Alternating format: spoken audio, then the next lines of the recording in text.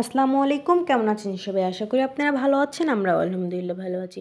আজকে আমি ফুলকপি দিয়ে বাটা মাছ রান্না করব আর পুঁইয়ের শাক ভাজি করব। আপনারা সম্পূর্ণ ভিডিওটি দেখবেন। ফুলকপিগুলো আমি ভালো করে ধুয়ে নেব। ধুয়ে রাখা মাছের মধ্যে হলুদের গুঁড়া, মরিচের গুঁড়া, পরিমাণ মতো লবণ দিয়ে মাছটা আমি ভালো করে মাখিয়ে নিব। মাছটা আমার মাখিয়ে নেওয়া হয়ে গেছে, একপাশে রেখে দিব। তেল গরম হয়ে গেছে, হলুদ লবণ মেখে রাখা মাছগুলো এবার আমি একে একে সবগুলো মাছ দিয়ে দিব। মাছগুলো আমি উল্টে পাল্টে ভেজে নিব। মাছগুলো আমার ভেজে নেওয়া হয়ে গেছে, এবার বাটিতে উঠিয়ে নিব। ফুলকপিগুলো আমি হালকা ভাপ দিয়ে নিব জন্য ফুলকপিগুলো দিয়ে দিব। দিয়ে দেওয়ার পরে পরিমাণ মতো পানি দিয়ে দিব। সামান্য একটু লবণ দিয়ে ঢাকনা দিয়ে দিব। ফুলকপিটা আমার হালকা ভাপ দিয়ে নেওয়া হয়ে গেছে, এখন আমি নামিয়ে নিব। মাছ ভেজে নেওয়া তেলেই আমি কেটে রাখা পেঁয়াজগুলো দিয়ে দিব। নেড়ে চেড়ে পেঁয়াজটা আমি হালকা ভেজে নিব। পেঁয়াজটা আমার ভেজে নেওয়া হয়ে গেছে, সামান্য জিরা দিয়ে দিব। জিরা দিয়ে নেড়ে চেড়ে আমি পানি দিব যেন পেঁয়াজটা না পুড়ে যায়। বাটা মশলা দিয়ে দিব। বাটা মশলার মধ্যে পেঁয়াজ, আদা, রসুন, জিরে বাটা আছে।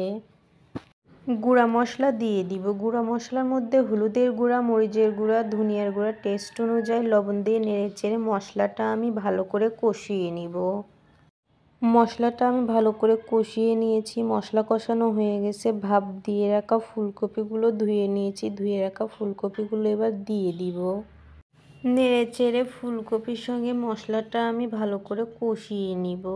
আমার তরকারি টেস্ট হওয়ার কারণে আমি মশলাটাও ভালো করে কষিয়ে নিই, তরকারিটাও ভালো করে কষিয়ে নিই। এভাবে আপনারা কে কে রান্না করে খান কমেন্টে জানাবেন। ফুলকপিটা আমি ভালো করে কষিয়ে নেওয়া হয়ে গেছে, এবার আমি পরিমাণ মতো পানি দিয়ে দিব। ভেজে রাখা মাছগুলো এবার আমি দিয়ে দিব। নেড়ে চেড়ে আমি ঢাকনা দিয়ে দিব। রান্না আমার হয়ে গেছে, সামান্য আমি জিরার গুঁড়া দিয়ে কিছুক্ষণ রেখে আমি নামিয়ে নিব।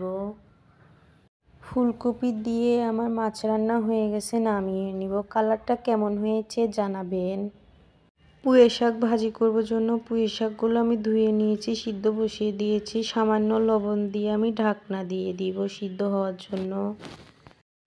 পুঁই শাকটা আমার সিদ্ধ হয়ে গেছে, দেখতেই পাচ্ছেন। নেড়ে চেড়ে আমি নামিয়ে নিব। কড়াই গরম হয়ে গেছে, পরিমাণ মতো আমি তেল দিয়ে দিব। কেটে রাখা পেঁয়াজ, কাঁচামরিচ, রসুনগুলো এবার আমি দিয়ে দিব। নেড়ে চেড়ে পেঁয়াজ, কাঁচামরিচ, রসুনটা আমি হালকা ব্রাউন কালার করে নেব। পেঁয়াজ, কাঁচামরিচ, রসুনটা আমার ভেজে নেওয়া হয়ে গেছে, সামান্য আমি কালো জিরা দিব। কালো জিরা দিলে পুঁই শাক ভাজিটার টেস্টটাই অন্যরকম লাগে। সিদ্ধ করে রাখা পুঁই শাকগুলো এবার আমি দিয়ে দিব। নেড়ে চেড়ে শাকটা আমি নামিয়ে নিব। আমার ভিডিওটি যদি ভালো লেগে থাকে লাইক, কমেন্ট ও সাবস্ক্রাইব করে আমার পাশে থাকবেন। আজকের মতো ভিডিওটি এইখানেই শেষ করলাম। আল্লাহ হাফেজ।